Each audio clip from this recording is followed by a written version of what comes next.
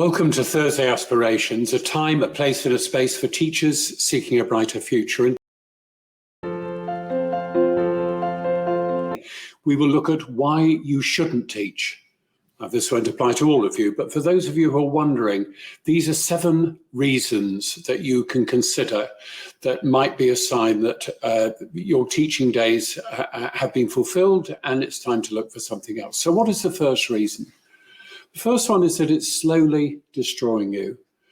We've all seen teachers, if we're in the middle part of our career, we've all seen teachers towards the end of their career who are shadows of their former self, who are worn down by the system.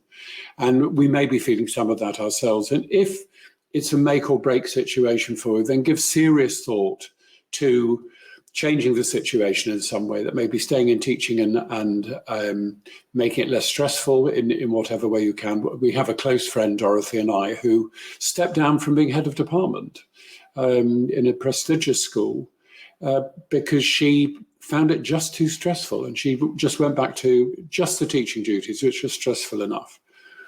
The second reason is that you are stressed to the point that it's impacting your health. So specifically that, and we'll have 2 tips at the end of this presentation to share with you, but one in relation to that. So that if the stress as such, the pressure as such is impacting directly on your health, then is something you should give thought to.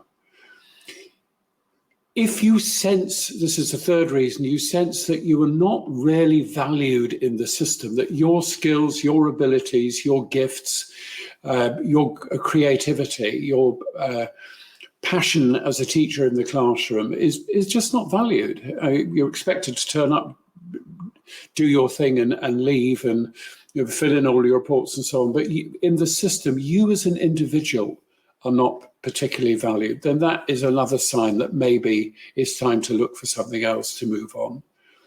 The fourth one can be different. You can have been very successful in your teaching career and quite happy in what you're doing, but there are no challenges left.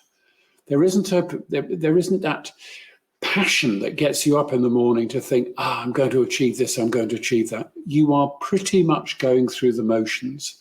Maybe you're doing it very effectively. Maybe you're, by whatever indicators, you're a successful teacher. But for you, there's no more challenge, and there's no reason why you should stick with teaching if there are other areas that you might that might be more challenging, more creative, and more rewarding for you. The fifth one is that you've been there, done that, and you're ready for something new. So it's just that you could take with having new and interesting challenges that test your mettle in some way, or that help you grow in some way, so that professionally you don't just remain doing the last hurrah of an act that you've done many times before, but you actually set yourself new goals, new targets, new ways of using your abilities that become rewarding. Because there's nothing that says when you went to teacher training college or you did your PGCSE or however you entered teaching that it was a life sentence. And it may well be that you have skills and abilities to take somewhere else. The sixth reason is that you want a life with a different type of freedom. And teaching gives you many things. I mean, it gives you very interesting work very often and long holidays. Everybody is quick to point out, everybody who's not a teacher is quick to point out that you have long holidays. So anyone who has taught knows that the necessity of being able to recharge the batteries is absolutely crucial. And the full-on nature of teaching when you're actually in a school or college, you can't do what you can do in many jobs, which is just take a break. Just thinking at the moment, talking to you of the ex-prime minister of this country who just went off on holiday. Everyone else is working, he just went off on holiday. Teachers can't do that.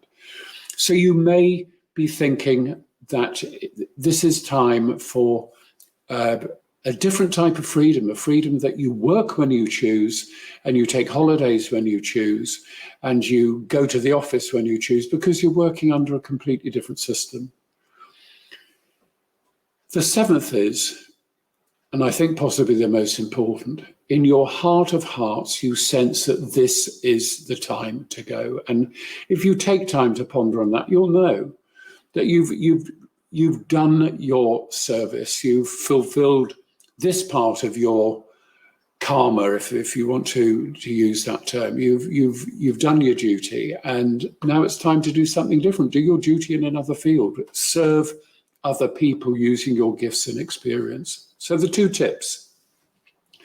The first is, and if you watched our session last week, you will have seen this, but the first is to do a stress test to see just how stressed you are. It's a very useful baseline to find out. And we will, across the bottom of the screen at the moment, the website that we recommend you try, though you could do a Google search and find many others, I'm sure, but www.BeMindfulOnline, all one string, BeMindfulOnline.com. Test your stress. That site is good, and it's a simple test. It's quite a clever test, actually. But it's a simple test, and it will give you a readout of whether you are stressed or not. And if you can't read it on your screen, if you're doing this on your phone, you will not be able to read it, I guess, on the screen. We'll also put it in the comments section. So just check back in the comments section, or look now, and hopefully you will see that the link is there. We'll post a link there. And the second tip, which we suggest, is take one of the 3 points that I've just listed. So you sense you've been there, done that. That's one.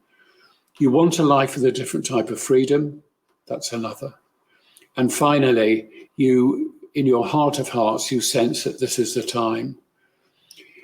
Frame it, just take one of them, frame it as a question to yourself, right? Is this the time I should be leaving teaching? Frame it as a question to yourself, and then take a walk.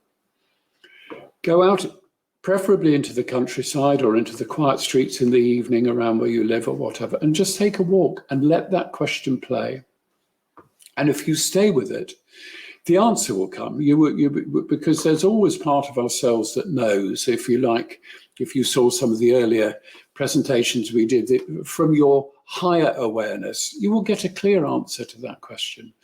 Or at least you'll be posed with a clear decision.